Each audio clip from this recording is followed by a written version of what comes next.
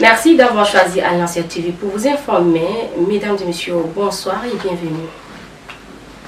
Au sommaire de cette édition, une cérémonie d'installation des membres du Conseil national de transition a eu lieu ce mardi 5 octobre 2021 au Palais de la démocratie au quartier Gassi.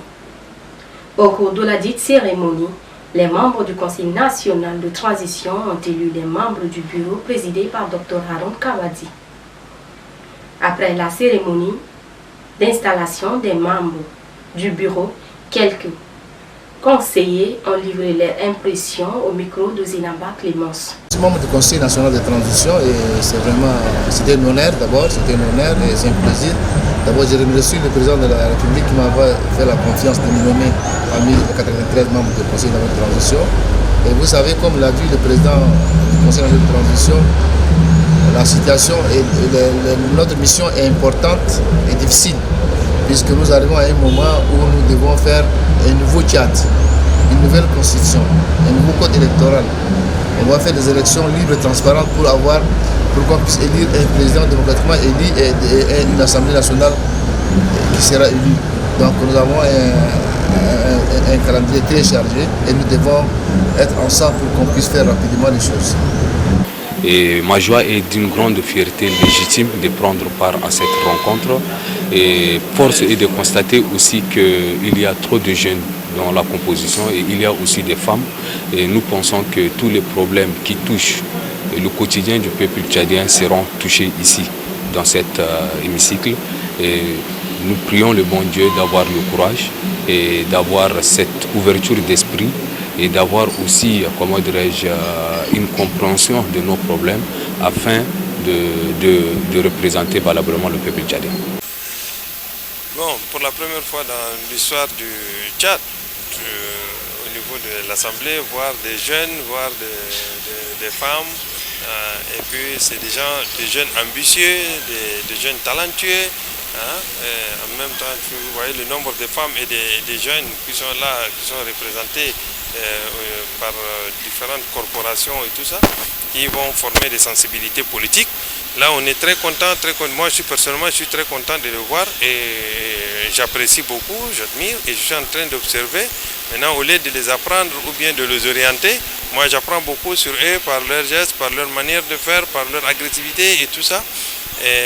C'est une bonne chose déjà. Et donc on est là pour les cadrer, on est là pour apporter notre pierre pour le Tchad. Et tous les jeunes et les femmes aussi sont conscients du consensus qui est d'aller au vote. Ça m'a surpris quand même. Et je suis très content de voir. Et on apporte tous notre contribution pour le Tchad de demain. Merci beaucoup. En éducation, une cérémonie de la rentrée scolaire 2021-2022 du complexe Marif Tchado Turc ce 7 octobre 2021 au sein du dit établissement au quartier de Château dans le 4e arrondissement en présence de l'ambassadeur de la Turquie au Tchad, des parents d'élèves et plusieurs invités. Suivez le reportage de Zinaba Clémence.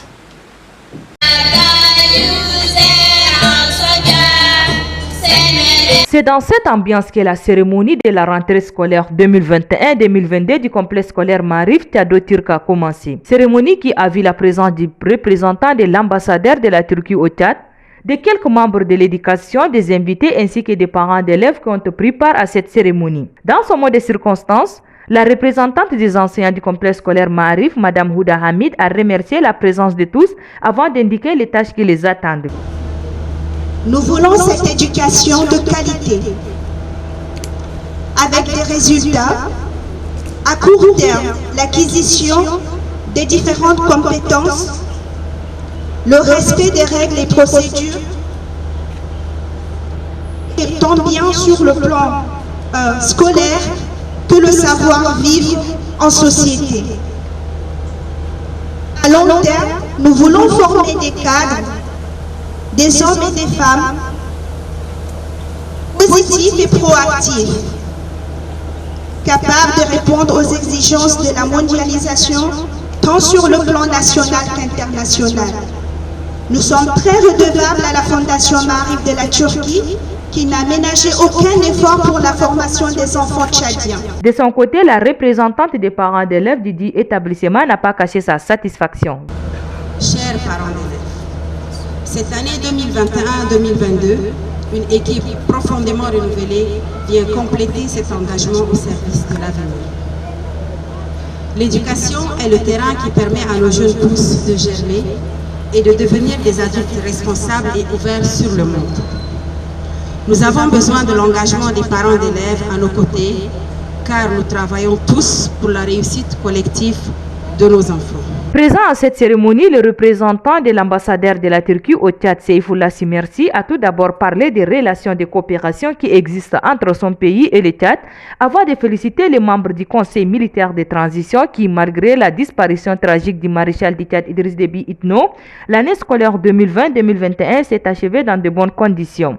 Il a aussi réitéré la disponibilité de son pays à accompagner le Tchad dans cette phase de transition. Il faut noter que pour l'année précédente, 2020-2021, le complexe scolaire Marif Tchado-Turc a obtenu un résultat satisfaisant avec 100% au brevet d'études fondamentales et 91% au baccalauréat 2021.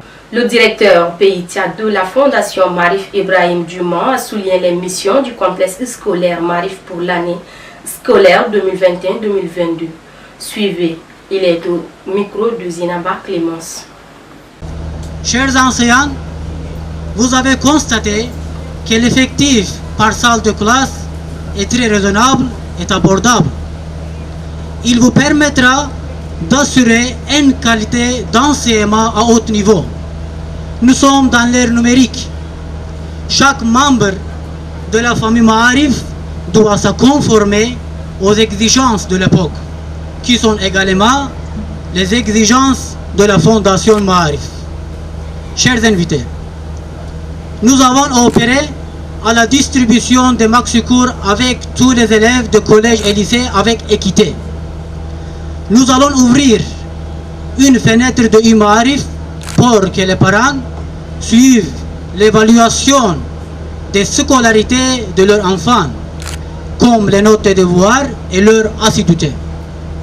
Soyez rassurés, chers parents, que les enseignants de Ma'arif sont déjà outillés pour donner les cours à distance. En santé, une cérémonie de clôture ce 7 octobre de la formation sur l'outil pédagogique dans les collèges et lycées sur les méfaits du tabac, l'alcool et les autres types de drogues. À l'endroit des enseignants et responsables des directions techniques chargées de l'enseignement secondaire, de base et l'enseignement technique. Ceci s'est déroulé durant 2 jours à la maison de la femme. Et c'est le chef de service des maladies non transmissibles au ministère de la Santé publique, Ali Abderrahman Abdoulaye, qui a clos la dite formation. Suivez un extrait de son allocution. Il est au micro-reporter Ahmad Moussa Khalili. Durant 2 jours, vous avez échangé sur l'outil pédagogique des enseignants des collèges et lycées sur le méfait du tabac, l'alcool et autres types de drogues.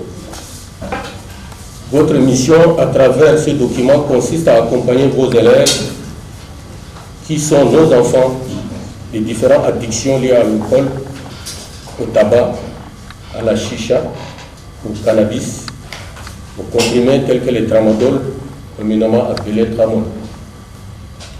C'est un document traceur, c'est un document traceur d'une importance capitale que vous venez d'échanger autour et qui vous permettra de sauver des vies humaines qui succombent chaque seconde, chaque minute et tous les jours. Comme vous le savez, le tabac est l'une des substances psychoactives qui crée une addiction chez les consommateurs en les rendant accros. Votre mission est de faire en sorte que nos enfants ne commencent pas en fumant et ceux qui fument déjà cessent de fumer et qu'ils aient une connaissance scientifique sur ces produits qui tuent lentement mais sûrement. Mesdames, Messieurs, chers participants, vous venez d'être outillés et vous avez la maîtrise des stratégies et techniques appropriées pour transmettre le contenu de ce document à vos élèves et bien d'autres victimes des produits psychotropes. C'est ici le lieu de vous manifester tous mes engagements au nom du ministère de la Santé publique et de la Solidarité nationale, car vous avez la lourde responsabilité de conduire la jeunesse tchadienne en bonne santé vers le développement. Je ne saurais terminer mes propos sans reconnaître la volonté du gouvernement du Tchad, les partenaires techniques et financiers à savoir le secrétariat de la Convention cadre à travers l'OMS-PI pour la lutte anti-tabac Vision 2030, l'Union internationale de lutte contre la tuberculose et les maladies responsables qui ne cessent de nous accompagner dans l'acquisition de textes réglementaires et des guides de formation pour la lutte efficace contre le tabagisme et les autres types de drogues. Le criquet est vanté pour ses vertus médicinales. Sa consommation est une véritable source de protéines, de vitamines et de minéraux. Nous vous proposons de suivre.